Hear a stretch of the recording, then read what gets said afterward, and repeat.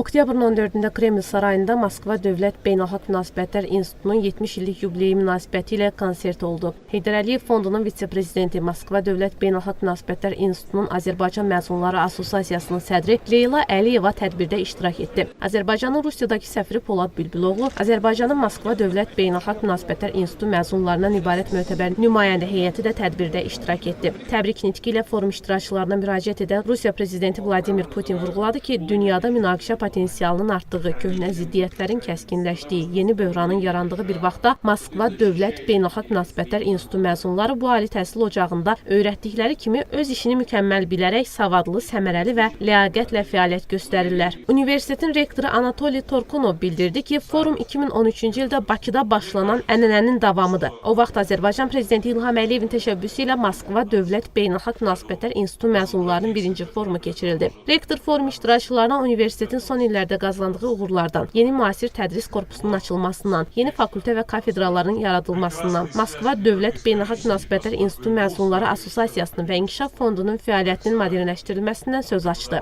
Rəsmi hissədən sonra Rusiya və xarici estrada ulduzlarının iştirakı ilə qala konserti oldu. Moskva Dövlət Beynəlxalq Münasibətlər İnstitutunun yaradılması və inkişafı tarixini əks etdirən film nümayiş etdirildi. Sevinç İskəndərova, Fəridə Abdullayeva, Arzu Nuruşzadə, Azərtac, Moskva.